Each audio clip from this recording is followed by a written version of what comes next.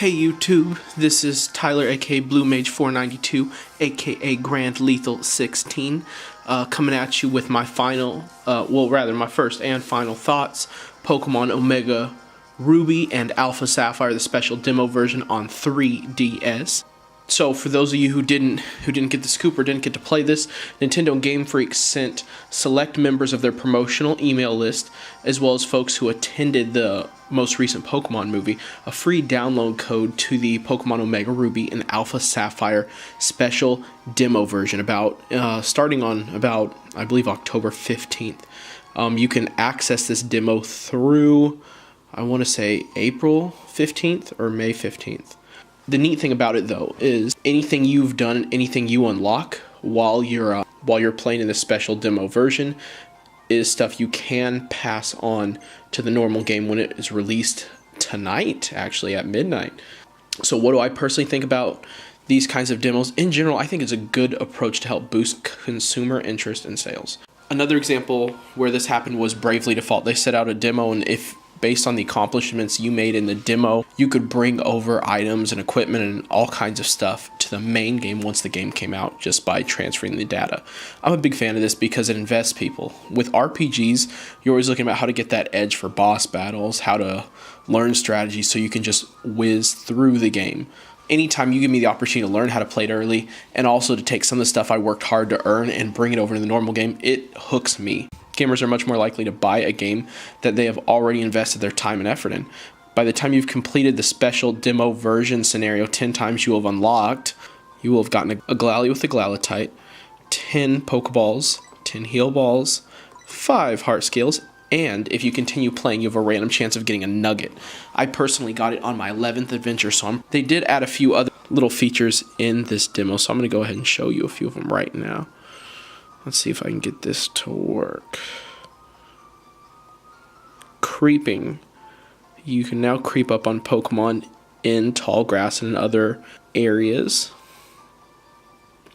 From what I've heard, any Pokemon you sneak up on that you're creeping up on, anything you creep up on, will have special abilities, special natures, maybe be shiny. I'm not entirely certain. I mean, after all, one thing for someone like me, I like to breed Pokemon to get the special abilities from the get-go. I love to have sweeper builds, so lots of a myriad of different special attacks and stuff to work with. So if I can catch Pokemon that are already good to go out of the bag, that's less time I got to train in. And so the demo takes place in Moss Deep City. The missions consist of anything of finding a missing Pokemon to defeat an extra strong trainer that, interestingly enough, the first adventure, of course, is the best. That's one where Steven lets you use one of the starter Pokemon, their second level of evolution, a level before they turn into the final form. Then he gives you Mega Stone so you can evolve them. After you've done it multiple times, he hooks you up with a Sceptile, Blaziken, and Swampert, all with the Mega Stone, so they can all Mega Evolve. And then, of course, you have a Glalatite. Glalatite looks cool when it's evolved. I've heard in the Japanese version you get a Steelix and a Steelixite. Let's have an adventure. So at this point, he's going to fly me over there.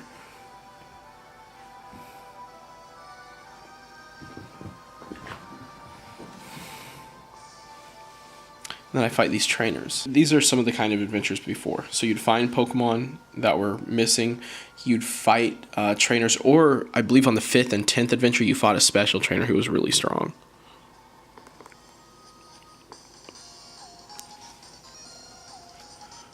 Uh-oh. All trainer and NPC sprites did get facelifts, of course. My personal favorite is the Black Belt.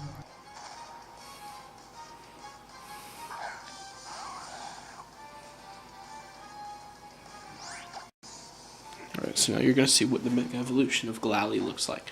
This is an interesting one because back in the 3rd generation, I made a Snorunt, which I brought forward to make into a Frostlass. It's actually a really good one. It's one of my mains from 4th generation. So I'm kind of bummed that I have to start all over, build a new one. I think, yeah, Mega Glalie goes a different way with stats. Who knows how that'll go. I am super excited about Pidgeot having a Mega form because Pidgeot was one of my favorite Pokemon from the original series. Actually, the first 2 generations.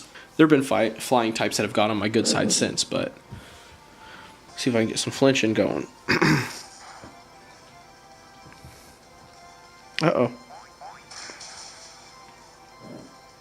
That is what I get for being stupid.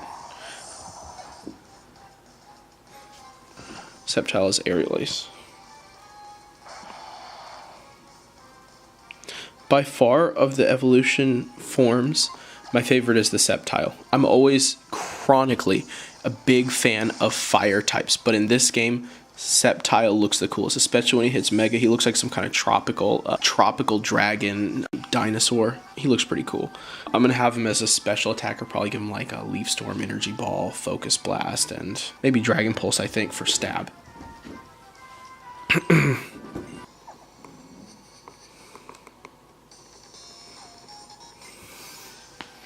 Alright, now you get to see Mega Sceptile. I heard that Game Freak and Nintendo will be bringing back the option for Wonder Trade, so hopefully I'll be able to get my hands on the other starters pretty early in the game.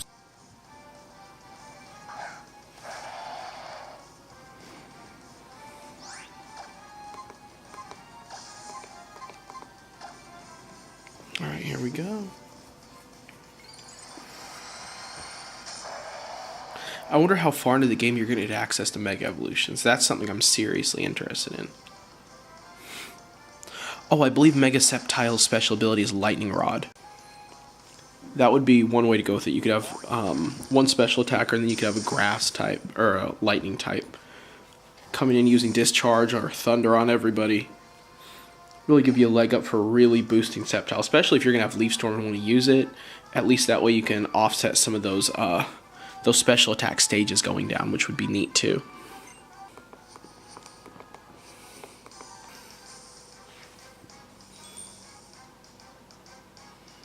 Chimiko? Never seen a Chimiko in any of my other 11 adventures in this game.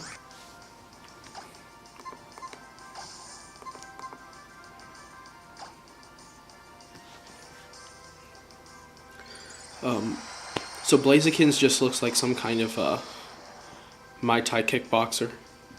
Kind of reminds me of Adon or Sagat. Probably Adon, not Sagat. Sagat's too big. And then, I don't know if you've heard this yet, but Mega Swampert looks like some kind of big bodybuilder. He is huge. He definitely hit the roids. Final one.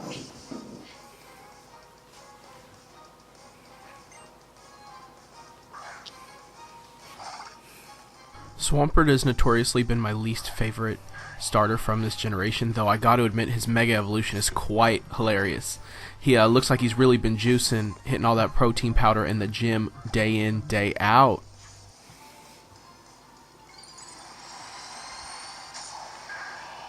Look at him! Look at him! Dang! Looks like he had all the other Mudkips in his nest. Dang!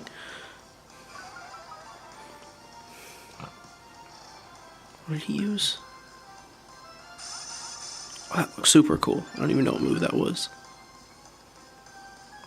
Oh, Calm Mind. Bingo.